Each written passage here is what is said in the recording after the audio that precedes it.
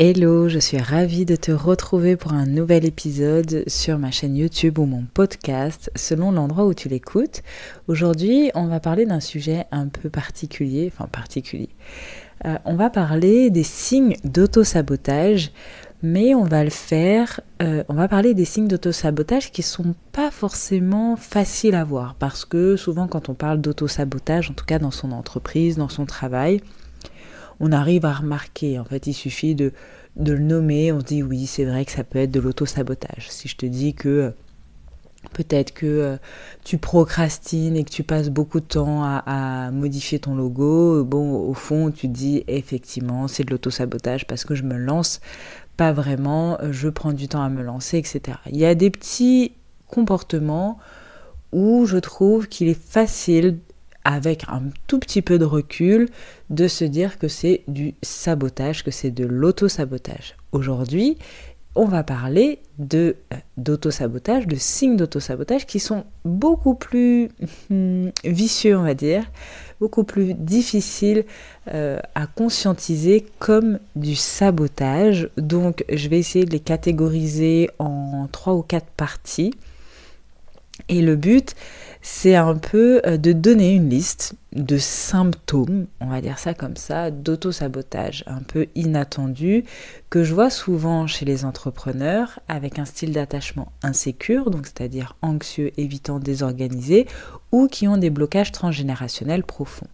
Je parle bien sûr de mon expérience professionnelle, mais aussi de mon expérience personnelle, ce que j'ai pu remarquer au fur et à mesure des années, chez moi aussi, et me rendre compte que c'était du sabotage. Alors, si on commence par la première grande catégorie des symptômes, on va dire mentaux, mais qui sont difficilement identifiables comme du sabotage. Et bien, par exemple, il peut y avoir une hyperlucidité d'un coup, soudaine, qui paralyse.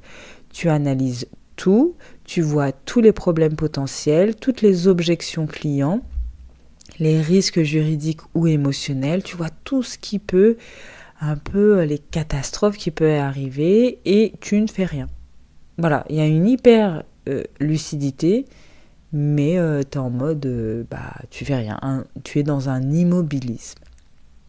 Ensuite, il y a une recherche d'un diplôme supplémentaire avant de se lancer, avant de lancer quelque chose. Mais ça, il est quand même assez connu, c'est ce truc du « Ah, j'ai besoin de faire une autre formation quand même ». Le problème, c'est que je ne suis pas encore parfaitement formée pour ça. Je ne me sens pas totalement légitime. Il faut vraiment, pour que j'accompagne correctement les gens, que je fasse correctement ce produit artisanal, il faut encore que je fasse quelque chose.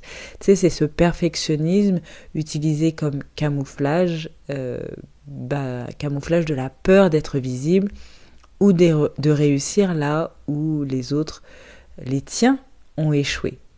Donc c'est ce perfectionnisme derrière le je me forme et me surforme. Ensuite, il y a la procrastination spirituelle. Ça, je l'adore parce que je l'ai quand même fait à un moment donné de ma vie, et c'est quelque chose que je retrouve beaucoup chez les entrepreneurs du bien-être. Ça, c'est le sabotage ultime des entrepreneurs du bien-être. C'est la procrastination spirituelle, c'est-à-dire lire, se former, méditer, chercher à résoudre des blocages encore, des liens karmiques, se faire tirage d'oracle sur tirage d'oracle, etc. En apprendre davantage sur soi.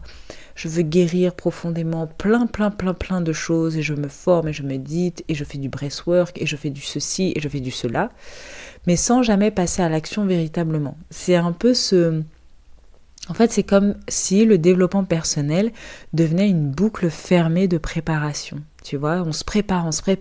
Ah, et on guérit, on se prépare, mais on passe jamais à l'action sur son entreprise. Qu'est-ce que tu fais concrètement pour ton entreprise en tant que chef d'entreprise que tu es? Ensuite, il y a dans cette catégorie des symptômes mentaux, le dernier symptôme, c'est les idées brillantes, mais qui sont jamais mises en œuvre. Il y a une excitation intellectuelle qui remplace le mouvement. Tu es tout le temps là à penser, à avoir de nouvelles idées, mais en fait, il n'y a pas d'action, il n'y a pas de mise en pratique, il n'y a pas de concrétisation. L'esprit, il est actif, mais le corps, lui, il reste figé. C'est très, très intellectuel. Parfois, ça peut se manifester aussi par rester des jours à réfléchir, à imaginer plein de trucs dans ta tête, etc. Et même pas réussir à mettre sur papier, à faire un premier pas sur toutes ces idées absolument génialissimes que tu as dans ta tête. Ensuite, si on change de catégorie, on va dire les symptômes plutôt physiques.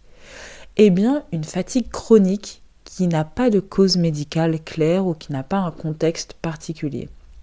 C'est-à-dire, ok, si tu te couches tard tous les soirs parce que tu travailles énormément et que tu as une fatigue chronique, pourquoi pas? Si c'est dans une grosse période de stress parce qu'il y a eu beaucoup d'événements dans ta vie en très peu de temps et que tu as une fatigue chronique, ok, on comprend, tu as des insomnies, etc., on comprend.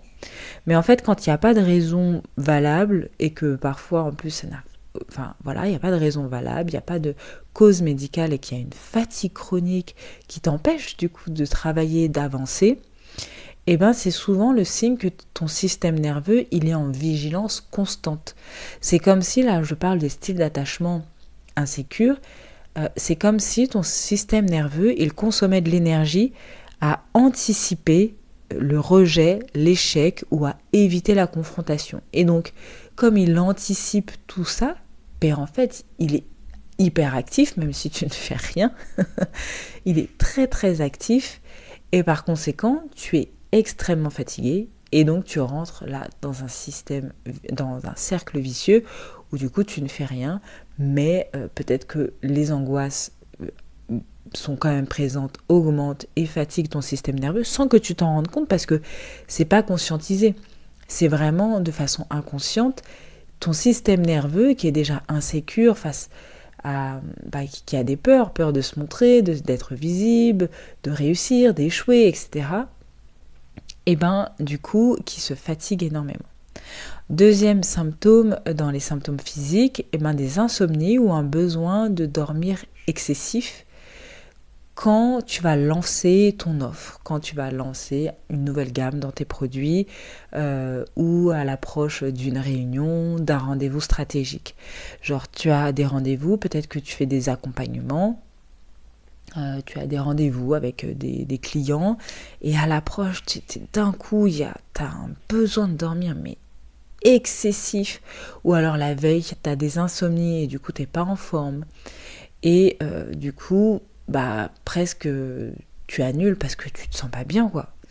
Et en fait, là, c'est le corps qui entre en mode protection. Il fuit le stress via l'endormissement où le but, c'est d'empêcher l'élan vital par manque de sommeil, tu vois. Autre symptôme physique, c'est des douleurs corporelles qui sont localisées et encore une fois, ou sans raison, parce que si t'as couru, t'as trébuché une fois et que t'es tombé sur ton genou et que t'as mal au genou, c'est la vie.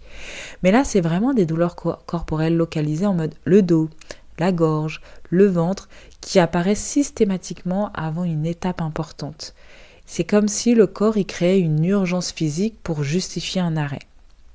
Et ça, c'est très courant dans les lignées où la santé était le seul moyen d'attirer l'attention ou d'échapper aux obligations. Ça, tu vois, c'est quelque chose qui m'arrivait très souvent quand j'étais enseignante, parce que là, je parle d'entrepreneuriat, mais ça peut arriver aussi dans le monde du salariat. Quand j'étais enseignante, les mal de gorge que j'avais, et donc, mal de gorge, c'est fou, les angines, mais j'ai jamais eu autant d'angines de ma vie que quand j'étais enseignante. Pourtant là, tu vois, le travail que je fais actuellement, je parle quand même énormément, je fais l'école à la maison à mes enfants, enfin je parle quand même toute la journée. Mais quand j'étais enseignante, le mal de gorge, les angines que je me tapais, parce que j'étais pas bien aussi dans ce travail, parce qu'il y avait plein de choses, parce qu'il y avait plein de peurs, parce qu'il y avait plein de... Voilà, et en fait, c'est mon corps qui était en urgence physique pour justifier un arrêt, genre arrête-toi, t'es obligé. Si t'es enseignante et que tu peux pas parler, c'est un peu compliqué. Ensuite, il y a les maladies récurrentes saisonnières qui sont liées à des dates spécifiques. Peut-être que toi, t'es toujours malade ou complètement fatigué à une même période, un mois spécifique, une date très précise ou une saison. Alors là, je ne parle pas de la saison forcément hivernale où tu tombes malade, etc. Mais comment dire, peut-être qu'en hiver, ça va être toujours au mois de décembre ou toujours au mois de janvier. Et pourquoi en fait? Qu'est-ce que ça veut dire? Pourquoi est-ce que à ce moment-là, tu es toujours mal? Peut-être que c'est chaque mois de juillet, chaque mois d'octobre, les derniers jours d'octobre, etc. Qu'est-ce que ça veut dire cette date? À quoi elle est liée? Peut-être que c'est une mémoire intra-utérine. Quand tu étais dans le ventre de ta mère, il s'est passé quelque chose durant ce mois-là qui a été traumatisant pour ta mère et donc tu as reçu ces émotions-là et du coup tu es à plat et ça crée un sabotage parce que c'était peut-être lié autour de l'argent, peut-être que c'était lié, ta mère a perdu son travail à ce moment-là, je sais pas, quelque chose autour de l'argent, de la réussite et du coup chaque année, toi à cette date, à cette période, tu te sens pas bien, ça t'empêche de travailler, ça t'empêche d'aller d'être efficace dans ton travail et donc de réussir, ou peut-être que le corps il se souvient aussi de choses dans ta lignée de façon générale. C'est pas forcément que des mémoires intra-utérines, mais c'est peut-être des mémoires même transgénérationnelles. Il y a eu un événement d'un ancêtre et puis chaque année il y a toujours ce truc de génération en génération à la même période, on n'est tous pas bien, etc. dans la lignée. Et ton corps il s'en souvient, même si toi, tu as oublié. Ensuite, si on passe aux symptômes business camouflés, on va dire comme ça, les symptômes business un peu camouflés, ça peut être des problèmes techniques ou informatiques qui s'enchaînent. Mais réellement, c'est le site qui bug, des vidéos qui sont mal enregistrées. Je ne sais pas pourquoi des vidéos à chaque fois elles sont mal enregistrées, des factures qui ne passent pas, mais ça devient vraiment répétitif parce que quand ça arrive une fois, c'est comme ça, c'est la vie, mais quand c'est répétitif, pose-toi la question, qui a besoin que ça échoue? Autre symptôme business camouflé, tu attires des clients qui ne sont pas alignés, qui annulent ou qui ne payent pas et constamment, c'est presque la majorité ou en tout cas la moitié de tes clients sont comme ça. Oui, des clients qui ne payent pas, des clients qui ne sont pas alignés, tous les entrepreneurs font face à ça, malheureusement c'est comme ça. Mais quand c'est important, il y a aussi peut-être du sabotage. Inconsciemment, peut-être que tu évites la vraie visibilité ou la reconnaissance et tu choisis sans le savoir des clients qui ne te confirment pas dans ta valeur. Autre symptôme business camouflé, c'est le fait d'oublier de répondre à des mails ultra importants, de rater des rendez-vous avec des prospects. Par exemple, le style d'attachement évitant, il peut être dans ça. Il va fuir l'intimité professionnelle parce que ça implique une relation client de qualité. Il oublie entre guillemets, pour ne pas s'attacher. Il y a aussi changer constamment de stratégie ou d'objectif, ça j'en ai déjà parlé, ça c'est pas de l'agilité, c'est de l'évitement.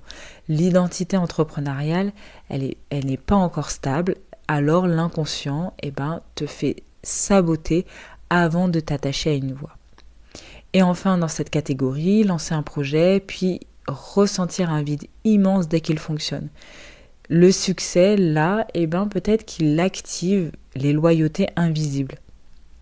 Je n'ai pas le droit d'aller mieux que mes parents. Si je réussis, je serai seule. Si je réussis, il y a danger. Quelque chose, tu vois, qui fait que tu lances quelque chose et après tu te sens pas bien. Il y a un vide immense. C'est comme si c'était ce que tu venais de vivre était horrible alors que ça s'est finalement bien passé. Autre catégorie de symptômes, les symptômes transgénérationnels qui sont subtils. Quand tu as un sentiment diffus de trahison, quand tu gagnes de l'argent, c'est comme si tu trahissais une lignée qui a toujours souffert, lutté, manqué. L'inconscient, il préfère saboter que d'être exclu. Parce que quand tu ressens ce sentiment de trahison, tu t'en rends pas compte, mais tu ralentis. Tu ralentis pour gagner pas beaucoup. Parce que tu veux pas être le traître de la famille, tout simplement. Si c'est lié à une mémoire de trahison, toi, tu veux pas être le traître de la famille. Ensuite, quand il y a un besoin irrépressible de tout donner ou de trop aider les autres, alors là, il y a aussi le style anxieux qui cherche souvent ça, à mériter l'amour, l'acceptation à travers la générosité extrême, jusqu'à l'épuisement et donc jusqu'à l'échec entrepreneurial. Mais ça montre aussi parfois une mémoire transgénérationnelle il faut tout donner. Ça, c'est important à creuser. Des oublis dans la gestion financière, une TVA qui n'a pas été déclarée, des factures qui ne sont pas envoyées, des revenus qui sont mal comptabilisés. Là, ça montre comme si l'argent était inconfortable ou comme si il représentait un danger hérité. Argent qui est sale, conflit, injustice, tu vois, toutes ces mémoires transgénérationnelles autour de ça. Et le cerveau, en fait, il évite le sujet pour se protéger. Mais sauf que à force d'éviter, tu te sabotes parce que quand même, quand tu as une entreprise, il faut être quand même un petit peu carré au niveau de l'argent. Alors, si tu veux savoir si tu te sabotes en douce, pose-toi cette question. Si mon business réussissait pleinement demain, qui est-ce que je pourrais perdre ? Qui est-ce que je pourrais perdre ? Et observe les réponses qui montent. Et franchement, c'est là que ça commence à se jouer et que tu peux percevoir peut-être aussi des réactions que tu as, des peurs que tu as, des freins que tu te mets pour pas trop avancer, pour pas trop te montrer, pour pas trop gagner d'argent, pour pas trop réussir. Et le but, évidemment, c'est de comprendre pourquoi tout ça arrive. Pourquoi est-ce que tu fais tout ça ? Quelle est la cause ? Est-ce que c'est ton enfance, la façon dont tu as été élevé, la façon dont tu as reçu de l'amour quand tu étais enfant ?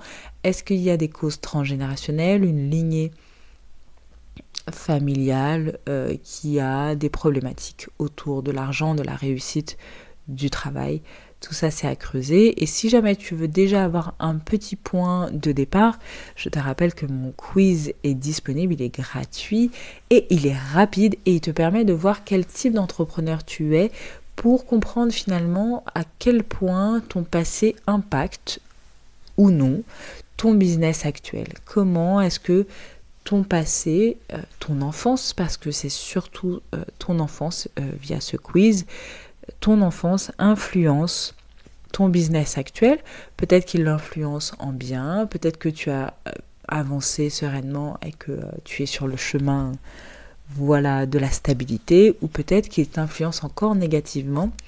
Et je te conseille de le faire avec grande honnêteté. C'est pas la peine de te dire ça a l'air bien comme réponse, je vais cocher plutôt la réponse qui a l'air bien. De le faire vraiment en mode qu'est-ce que je pense, comment j'agirais réellement, d'être honnête dans tes réponses parce que ça te donne vraiment de superbes pistes. De nombreuses personnes m'ont remercié juste pour ce quiz.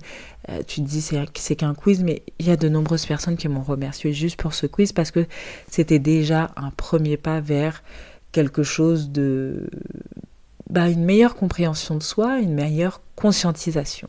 Bref, si cet épisode t'a plu, n'hésite pas à me le dire en commentaire. N'hésite pas aussi à me dire en commentaire si tu as reconnu un des sabotages, un des symptômes de sabotage, et peut-être même que pour toi, c'était pas du tout un symptôme de sabotage, un signe de sabotage. Je serais curieuse d'avoir ton retour et surtout, partage un maximum et à bientôt pour la suite.